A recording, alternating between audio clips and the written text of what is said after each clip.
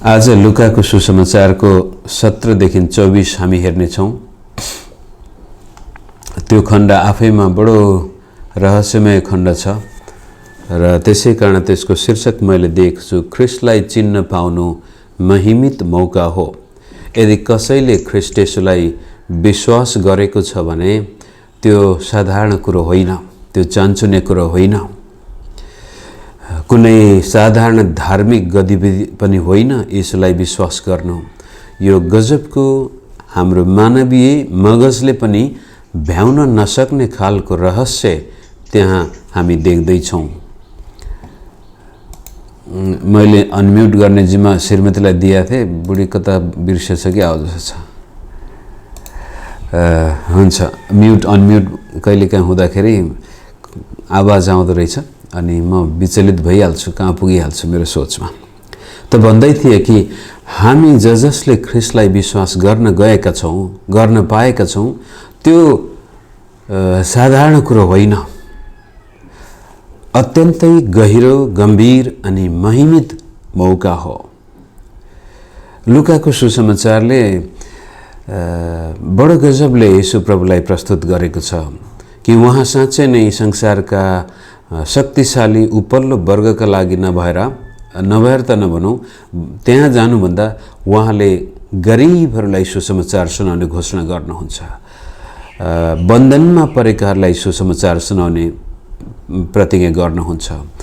थिचोमिचोमा परेकाहरू, मन भाँचिएकाहरू, मन टुक्रिएकाहरू, मन फुटेकाहरूलाई, समाजबाट तिरस्कृत, बहिष्कृत, अवहेलित भएकाहरूलाई सुसमाचार सुनाउन म आएको हुँ भन्नुभएको त्यो उद्घोषण 4 अध्यायमा हामी देख्दछौँ। र त्यसपछि यस्ता धेरै व्यक्तिहरूको जीवनलाई लुकाले प्रस्तुत गर्नुहुन्छ जुन जीवनमा परमेश्वरले आफ्नो महिमा प्रकट गर्नुभयो भने अहिले प्रभु येशू स्वयंले त्यो कुरोलाई यस किसिमले प्रमाणित गर्दै हुनुहुन्छ कि यदि तिमीहरूले मलाई विश्वास गरेका छौ भनेदेखि त्यो त अत्यन्तै गहिरो रहस्यमय कुरो हो।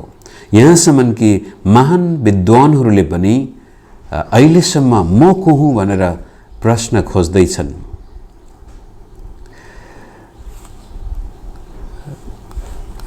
एकजना जर्मन विद्वानले यसरी भनेका छन्, एक दिन उहाँ कसैको बगैँचामा जानुभएछ अनि भन्नाले त्यतिकै भुलवश कसरी त्यो बगैँचामा छिर्दाखेरि त्यहाँको मालीले आएर बेचेर कराछ, को हो तिमी भनेर कराउँदाखेरि सबभन्दा समस्या त्यही हो, मैले अहिलेसम्म म को हुँ भन्ने कुरो चिनेको भए, म तिमी यो प्रश्नको जवाब म पाएको भए कति राम्रो हुन्थ्यो। धेरै ठुलो विद्वान मान्छेले भन्दैछ, मैले म को हुँ भन्ने कुरा चिन्न पाएको भए कति राम्रो हुन्थ्यो। र आज पनि यस्ता विद्वानहरू छन्। हिजो मात्रै एउटा विद्वानको म कुरा सुन्दै थिएँ, उनले भन्दै थिए, मैले बाइबलभन्दा पनि ठुलो किताब लेख्दैछु अनि त्यो किताबको मुख्य उद्देश्य नै म को हुँ।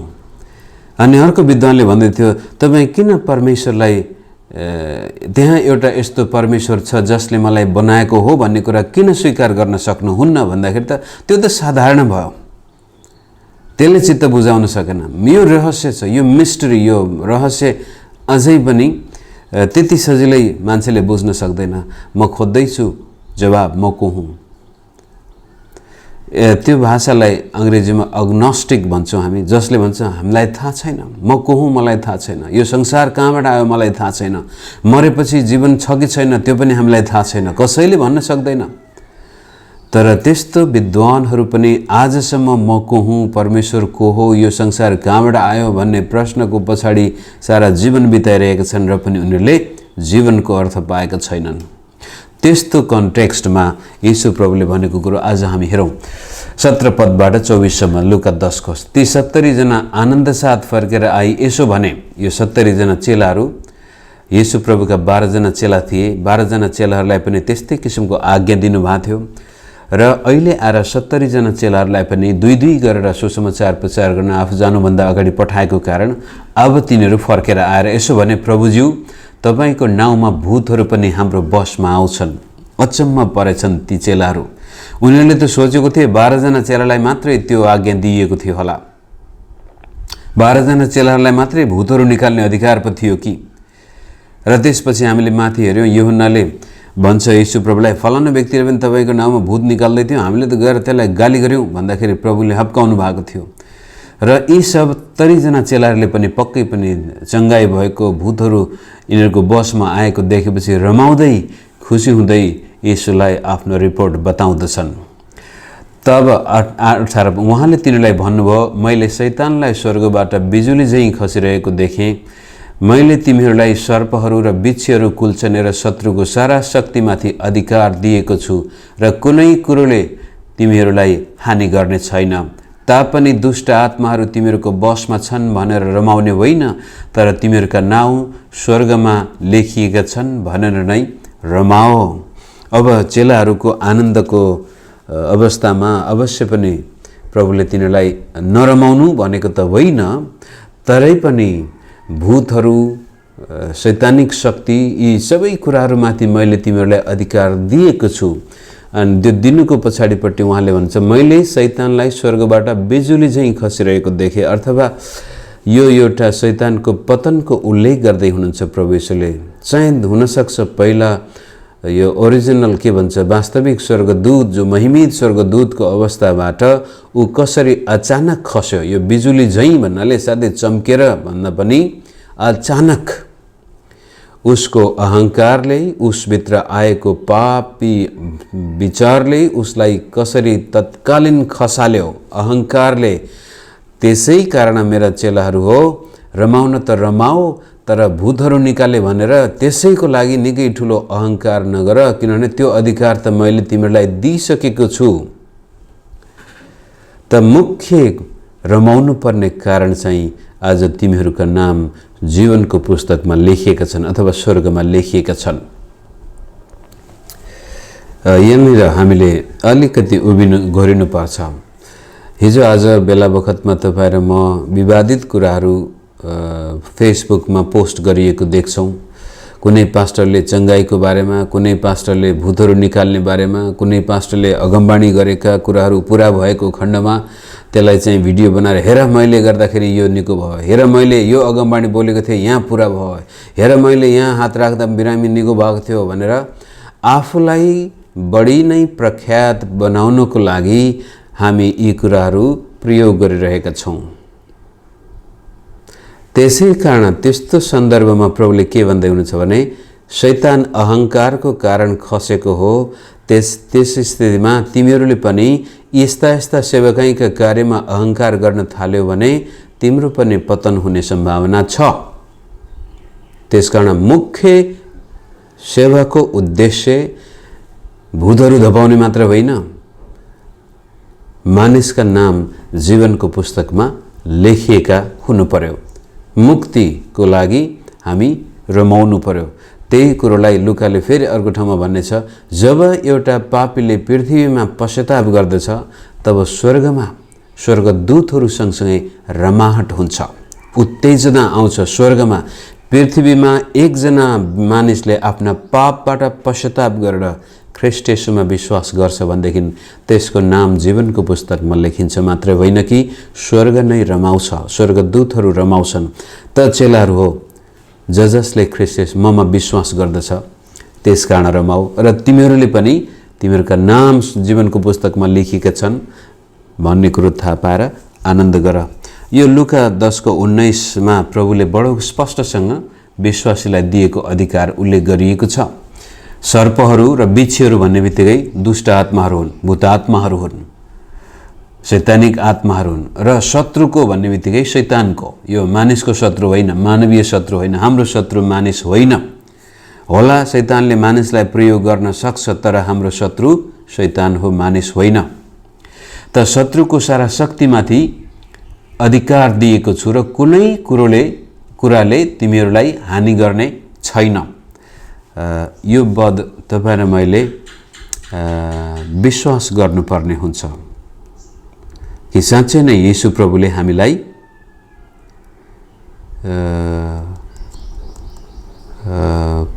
त्यो अधिकार दिएको छ। शैतानिक शक्तिमाथि अधिकार मात्र नभएर हामीलाई शैतानिक शक्तिबाट हुने आक्रमणबाट बचाउनको पनि प्रतिज्ञा प्रभुले गर्नुभएको छ। त्यसै कारण कहिलेकाहीँ हामीलाई डर लाग्छ। हिजो अस्ति के कुरो पुजिरहेको थियौँ, आज चट्ट त्यो छोडिदिएर यता लाग्यो भने केही पो हुने हो कि भन्ने डर होइन। ख्रीष्ट येशूमा शैतानिक शक्तिले कुनै पनि हानि हाम्रो गर्न सक्ने छैन। यो कुरो यो पदमा आउने बित्तिकै मलाई मेरो एउटा साधारण गवाही याद आउँछ।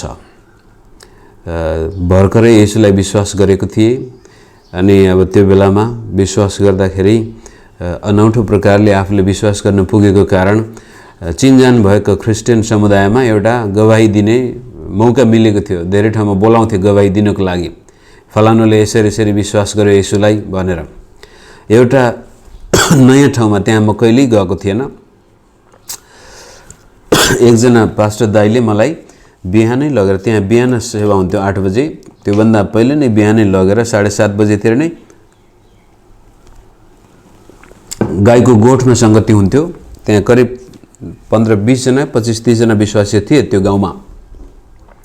गाईको गोठमा सङ्गति हुन्थ्यो र म त्यहाँ, मलाई उनले त्यहाँ राखेर उनी अर्कै गाउँमा वचन दिन जाँदै थिए त्यो दिन। र म पनि अब 8 बजे सङ्गति हुन्छ, त्यहाँ कोही पनि थिएन, सङ्गतिमा बसेर त्यो गोठमा बसेर पर्खिरहेको थिएँ। 8 बज्यो, मान्छे आउँदैनन्, आज के भएछ होला भनेर अप्ठ्यारो भएर 8:15 तिर पास्टर, त्यहाँको स्थानीय पास्टर दाइ आउनुहुन्छ। तपाईँ हो फलानु भनेर सोध्यो। हो भने, माफ गर्नुहोस्, आज मेरी आमा बित्नुभयो घरमा, सम्पूर्ण विश्वासीहरू मेरो घरमा छन्। हिजो रातिबाटै आमा सिकिस्त बिरामी हुनुभएको कारण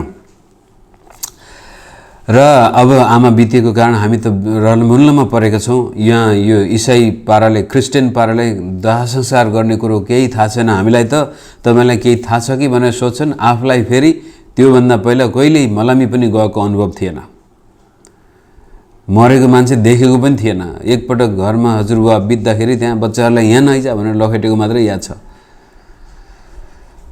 बडो अप्ठ्यारो लाग्यो। ए बाबा, म त यहाँ गवाही दिन आएको मान्छे, फेरि यो मुर्दासँग कसरी सरोकार राख्ने होला नभन्दै हामी घर गयौँ। त्यहाँ रुवाबासी भइरहेको थियो। घरभित्र उनका 4-5 जना छोराछोरी, बुहारी, नाति नातिना सबै घरमा रोइरहेथे अनि विश्वासीहरू पनि आँगनमा बसिरहेथे। तराईको घर थियो, खाटमा आमा सुतेको। त्यसपछि पास्टर दाइले भन्नुभयो, ल भाइ हामी एकपटक फेरि आमाको लागि प्रार्थना गरौँ भन्यो। अब त्यति बेलामा आफूलाई अब डर लागिरहेछ। साँच्चै भन्दाखेरि मुर्दासँग कहिल्यै जम्का भेट पनि भएको थिएन। दाइ चाहिँ टाउकोतिर बसेर प्रार्थना, घुँडा टेकेर प्रार्थना गर्न थाले। म खुट्टातिर, आमा पलङमा छन् अनि हामीले भुइँमा खुट्टा टेकेर मैले हात यसरी माथि राखेको थिएँ उहाँको खुट्टामा। आफूलाई डर थियो अनि जिरिङ मेरो जिउभरि त्यो कपाल फुल्यो। अनि त्यसपछि प्रार्थना सुरु मात्रै के गरेको थिएँ, एकदमै त्यो स्याल कराएको जस्तो पेटबाट आवाज निस्केर चिच्याएको आउँछ, यस्तो स्त्री कराएको। अनि यसो माथि हेरेको त आमा त हात मुख खुट्टा एकदमै मेरो टाउकोमै टोक्ला गरी आउनु भएको थियो र झ्याप्पै त्यो 2टा हात समातेर उनको चुडा थिए, त्यो चुडा पनि फुटे। मेरो औँला काटेको पछि लामोसम्म घाउ थियो। त्यो दुष्ट आत्माको शक्तिमा आमाले चाहिँ बडो मलाई चाहिँ झम्टेरै आउँदाखेरि त्यतिखेर झनक्क त्यो पद याद आयो। त्यही बिहान विशेष गरी त्यही पढ्दै पनि थिएँ अनि दुष्ट आत्मा निकाले। त्यो त मुर्दा भनेर बसेको, दुष्ट आत्मा लागेको भन्ने कुरो त शङ्कै नै थिएन। अब मुर्दाले नै झम्टिन आएपछि त सत्यनाश, यो त दुष्ट आत्मा नै हो भन्ने लागेपछि यो पद यहाँ आउँछ, हे प्रभु तपाईँले मलाई बचाउनुहोस्। लुका 10:19 तपाईँले भन्नुभएको छ, कुनै रीतिले तेरो हानि हुने छैन, यो दुष्ट आत्माले मलाई हानि गर्न सक्दैन भनेर हात समातेर त्यसपछि येशूको नाउँमा हकार्दाखेरि पछि केही समयपछि त्यो रुने छोरा बुहारीहरू सबै बच्चाहरू बाहिर भाग त्यो किसिमको डरलाग्दो अवस्था त्यहाँ आयो। अनि पास्टर दाइले सहायता गर्ला भनेको ऊ पनि रलमुल्ल परेछ। पछि त्यो आमा शान्त हुनुभयो, दुष्ट आत्माले छोडेर गयो। त्यो साँझ 9 बजेतिर अर्को एकजना भूत आत्मा लागेको व्यक्तिलाई सम्पूर्ण मानिसहरू प्रार्थना गर्न गएछन्। आमा पनि जानुभएछ। त्यो भूत आत्मा निस्केर आमाभित्र आएछ अनि सास फेर्न बन्द भयो, मर्यो भनेर बिहान सबैलाई विश्वासै लाग्यो आमा बित्यो। त मैले भन्न खोजेको कुरो, कहिलेकाहीँ परमेश्वरले हामीलाई अधिकार दिनुभएको कुरो त स्वतः छ, त्यो त अटोमेटिक छ। तर हामीले त्यसलाई विश्वास नगर्दाखेरि डर अनि त्रास लाग्न सक्छ। र जसै अब मैले पनि त्यतिखेर ला बर्बाद सत्यानाश भएर त्यहाँ ठाउँ छोडेर भागिदिएको भए त्यो दुष्ट आत्माले सायद धेरै दुःख दिन्थ्यो होला आमालाई।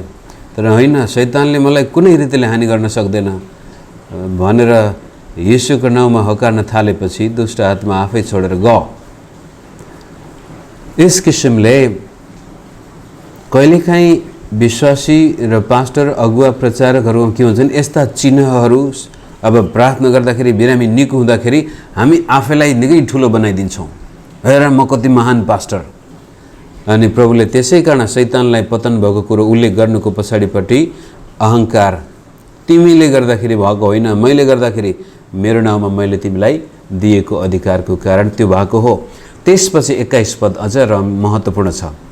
त्यही बेला येशू पवित्र आत्मामा उल्लासित हुनुभयो। यो एउटा मात्रै खण्ड बाइबलमा हामी देख्दछौँ जहाँ येशू प्रभु अत्यन्तै रमाउनु भएको कुरो, उल्लासित हुनुभएको। कहिलेकाहीँ साधारण प्रश्न गर्नुपर्ने, कहिले के येशू हाँस्नुभयो होला? अनि हामीलाई लाग्छ उहाँ त साह्रै गम्भीर, कहिल्यै ठट्टा मजाक नगर्ने। मेरो विचारमा उहाँ धेरै पटक हाँस्नु भएको हुनुपर्छ। र यहाँनिर चाहिँ पवित्र आत्माले भरपुरीमा पवित्र आत्मामा उहाँ अत्यन्त उल्लासित हुनुभयो, रमाउनु भयो। चेलाहरूले देखे उहाँको आनन्द र त्यसपछि उनले भन्नुहुन्छ, हे पिता स्वर्ग र पृथ्वीका परमप्रभु, म तपाईँलाई धन्यवाद चढाउँछु किनकि तपाईँले यी कुरा बुद्धिमान र समझदारबाट गुप्त राखेर बालकहरूलाई प्रकट गर्नुभयो, किनकि पिता तपाईँलाई यही असल लाग्यो। पिताले सबै थोक मलाई सुम्पिदिनु भएको छ। पुत्र को हो भनी पिता बाहेक कसैले जान्दैन, पिता को हुनुहुन्छ भनी पुत्रले बाहेक र पुत्रले उहाँलाई जस कहाँ प्रकट गर्ने इच्छा गर्दछ त्यसले बाहेक अरू कसैले जान्दैन। यो हो महान मुक्तिको रहस्य कि ख्रीष्ट येशूले भन्दै हुनुहुन्छ, संसारका बुद्धिमान र समझदारहरूबाट यी कुराहरू तपाईँले गुप्त राखेर यी बालकहरूलाई, बालक भन्ने बित्तिकै येशू ख्रीष्टमा निर्दोष आत्मा लिएर विश्वास गर्ने चेलाहरू। उहाँले अर्को ठाउँमा भन्नुभएको छ, तिमीहरू यो बालक जस्तो भएनौ भने स्वर्गको राज्यमा समेत प्रवेश पाउने छैनौ। यो बालकलाई तिमीले मलाई स्वीकार गर्छौ भनेदेखि पितालाई पनि तिमीले स्वीकार। बालक एउटा निर्दोष, कमजोर, असहाय र चेलाहरूलाई प्रभुले बालकसँग तुलना गर्दै हुनुहुन्छ। निर्दोषपना, कमजोरपना, नम्र अवस्था र परमेश्वरले आज विद्वानहरूका भन्दा पनि, बुद्धिमान शक्तिशाली व्यक्ति भन्दा पनि कमजोर, सेरोफेरोमा बहिष्कृत व्यक्तिहरूलाई छान्नु भएको छ भन्ने कुरा पावलले पहिलो कोरिन्थीमा पनि त्यही कुरो, तिमीहरू विचार गर मुक्ति पाउँदाखेरि तिम्रो अवस्था कस्तो थियो। संसारको अनुपातमा तिमीहरू धेरैजना खानदानी पनि थिएनौ, बुद्धिमान पनि थिएनौ, बलवान पनि थिएनौ, धनवान पनि थिएनौ, अथवा ठुल्ठुलो कुनै प्रकारको त्यहाँनिर अहङ्कार गर्ने कारण थिएन। तर परमेश्वरले तिमीलाई छान्नु भएको छ ताकि संसारका बुद्धिमानहरू पनि शर्मिन्दा हुन परोस्, बलवानहरू पनि लज्जित हुन्, हुने खानेहरू पनि लज्जित हुन्। कारण परमेश्वर मानिससँग हुनुहुन्छ। कस्ता मानिसहरूसँग? बालक जस्ता। त्यसै कारण हे पिता तपाईँले यी बालकलाई दिनुभयो र त्यसपछि त्यसलाई एक स्टेप अगाडि लगेर भन्नुहुन्छ, सबै कुराहरू पिताले पुत्रको अधीनमा राख्नु भएको छ, ख्रीष्ट येशूको वशमा छ र उहाँले आज हामीलाई पिता प्रकट गर्नुभएको छ। येशू प्रभुले जबसम्म त्यो आत्मिक आँखा हामीलाई, हाम्रा आँखा खोल्नुहुन्न तबसम्म हामी विश्वास गर्न सक्ने थिएनौँ। अनि त्यो काम पवित्र आत्मा, पिता, पुत्र र पवित्र आत्माको त्रिएकत्वमा आज परमेश्वरले हामीलाई मुक्ति दिनुभएको छ। र मुक्ति मात्र होइन, हाम्रा नाम जीवनको पुस्तकमा लेखिएको छ। नाम मात्र होइन, त्यो जीवनको पुस्तकमा लेखिएको नामको कारण आज शैतानिक शक्तिहरू हाम्रो वशमा छन्। हामीसँग त्यो नैसर्गिक अधिकार छ, त्यो अधिकार दुष्ट आत्माहरूलाई हकार्न सक्नु। शैतानिक शक्ति विश्वासीहरूको बसमा। त्यसै कारण हिजो तपाईँ कतिजना यो बाल्टिमोर चर्चबाट हुने तालिममा भाग लिनु भएको थियो। मैले भन्न खोजेको कुरो थिएँ कि हाम्रो शत्रु वास्तवमा अब शैतान पनि बन्न सक्दैन। हो, ऊ शत्रु त हो, तर उसले प्रयोग गर्ने व्यक्ति हामी आफै हौँ। त हाम्रो वास्तविक शत्रु हामी आफै हौँ। अब चाहिँ यदि मैले मेरो जीवनमा पापलाई ठाउँ दिएँ भने मैले शैतानलाई काम गर्ने मौका दिँदैछु। तर ममा पवित्र आत्माको भरपुरी छ, प्रभु येशूको स्वभाव छ भनेदेखि शैतानले मेरो केही बिगार्न सक्दैन। कुनै रीतिले त्यसले मलाई हानि गर्न सक्दैन। यदि गर्न सक्छ भने मैले शैतानलाई मौका दिएपछि मात्रै त्यसले मेरो जीवनमा दखल पुर्याउन सक्छ। त एउटा विश्वासीको जीवनमा त्यति ठुलो आशिष छ, अनुग्रह छ, शक्ति छ। त कहिलेकाहीँ हामी बिर्सिहाल्छौँ अनि जीवनमा सानातिना भुल गरे हुन्छ, पाप गरे हुन्छ, गल्ती गरे हुन्छ, प्रभुलाई विश्वास गर्न छोडेर हामी मानिसको पछि लाग्छौँ। अनि फलानुले हात राख्दाखेरि हुन्छ कि, फलानुले अगमबाणी बोलिदिँदा हुन्छ कि, फलानुले बेचेको तेल लाउँदाखेरि हुन्छ कि भनेर हामी मानिसको पछि लाग्दछौँ। अनि त्यसपछि के हुन्छ, जब हामी ती मानिसको पछि लाग्दछौँ, उनीहरूका तेल किन्न जान्छौँ, उनीहरूका हात राखेकोमा ठिक छ भन्छौँ, उनीहरूको गुणगान गर्दाखेरि उनीहरूमा अहङ्कार आउँछ, उनीहरू चाहिँ ठुला ठुला अगमवक्ता बन्छन्। पछि उनीहरू पतन हुँदाखेरि फेरि परमेश्वरको राज्यमा दखल पुग्न जान्छ। त्यस किसिमले शैतानले काम गर्छ। तर होइन, हामी साँचो बालक जस्तो भएर परमेश्वरले हाम्रो नाम जीवनको पुस्तकमा लेखेको तथ्यलाई स्वीकार गरेर इमानदारी पूर्वक ख्रीष्ट येशूमा विश्वासयोग्य व्यक्ति बन्छौँ भने हाम्रो जीवनबाट पिताको महिमा हुन्छ, प्रभु येशू रमाउनुहुन्छ, पवित्र आत्मा रमाउनुहुन्छ र हामी पनि रहर लाग्दो क्रिस्चियन बन्न सक्छौँ, रमाहटले भरिएको क्रिस्चियन बन्न सक्छौँ। त्यति भनिसकेपछि अब फेरि 23-24 पद हामी हेरौँ। चेलाहरूतिर फर्केर उहाँले तिनीहरूलाई गुप्तमा भन्नुभयो। अब अन्तिममा अरूले नसुन्ने गरी भन्नुभयो, धन्य हुन् ती आँखा जसले तिमीहरूले के भन्छ, धन्य हुन् ती आँखा जसले तिमीहरूले देखेका कुराहरू देख्दछन्। ओके, भन्नको तिम्रा आँखा धन्य हुन्। 24, किनकि म तिमीहरूलाई भन्दछु धेरै अगमवक्ताहरू र राजाहरूले तिमीहरूले जे देख्दछौ ती देख्ने इच्छा गरेका थिए तर देखेनन्, र जे तिमीहरू सुन्दछौ ती सुन्ने इच्छा गरेका थिए तर सुनेनन्। धन्य हुन् ती आँखा जसले ख्रीष्ट येशूलाई देखेका छन्, धन्य हुन् ती कान जसले ख्रीष्ट येशूको शारीरिक मुखबाट वचन सुनेका छन्। राजाहरूले अगमवक्ताहरूले पनि त्यो देख्न खोजेको थियो, यहाँसम्म कि आदमले पनि त्यो देख्न खोजेको थियो, अब्राहमले त्यो देख्न खोजेको थियो, दाउदले, यसैया, सम्पूर्ण परमेश्वरका अगमवक्ता, राजा, मानिसहरूले त्यो देख्न खोजेको थियो कि मुक्तिदाताको आगमनको लागि उनीहरू पर्खेका थिए तर देख्न पाएका थिएनन्। त्यसै कारण जब यूहन्ना बप्तिस्मा दिनेले आएर येशूको सुसमाचारको घोषणा गर्दछ, येशू प्रभुलाई बप्तिस्मा दिन्छ र त्यसपछि येशू प्रभुको सेवकाईको लागि आफ्ना चेलाहरू तयार गरेर पठाउँदछ, त्यस स्थितिमा भन्नुहुन्छ यूहन्ना अगमवक्ता जस्तो महान व्यक्ति त्योभन्दा अगाडि थिएन। तर अब ख्रीष्ट येशूलाई विश्वास गर्ने, ख्रीष्ट येशूलाई देख्ने व्यक्ति यूहन्ना भन्दा पनि महान हुनेछ।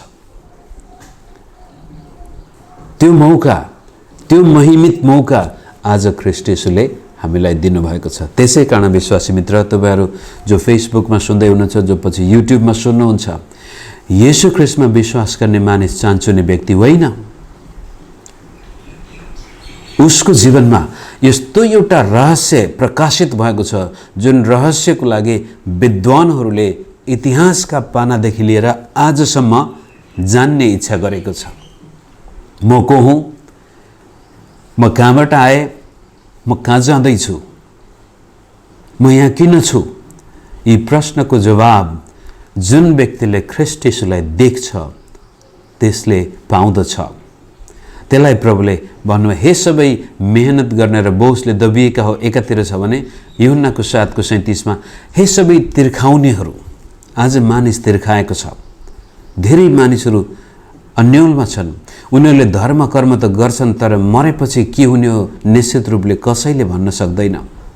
तर ख्रीष्ट येशूमा विश्वास गर्ने मानिसको तिर्खा सदाकालको लागि मेटिन्छ। अब उसलाई कहिले अन्योल हुँदैन। उसले त्यो महिमित रहस्य देख्छ, उसका कान आँखा खोलिए। अब त्यसै कारण हामी रमाउनु पर्ने कारण त्यहाँ छ। येशू प्रभुमा मेरो मुक्तिको सन्देशले आज मलाई मात्र होइन अरू मानिसलाई पनि त्यो मुक्तिमा ल्याउनु परेको छ। र हाम्रा आँखाहरू हाम्रा कानहरू धन्यका हुन्। र यी धन्यका आँखा र कानले कतिपटक धेरै ठुलो दुःख कष्ट पनि भोग्नु परेको छ येशूको कारण। सुरुका दिनदेखि नै अहिलेसम्म पनि धेरै मानिसहरू आज शहीद भएका छन्। लाखौं मानिसहरू वर्षेनी येशूमा विश्वास गरेको कारण मारिएका छन्। तरै पनि त्यसमा उनीहरूलाई कुनै गुनासो हुँदैन। केही वर्ष अगाडि 24 जना कि कतिजना इजिप्टका विश्वासीहरूलाई लिबियामा आतंककारीहरूले घाँटी काटेर मारेको भिडियो चारैतिर फैलाएको थियो।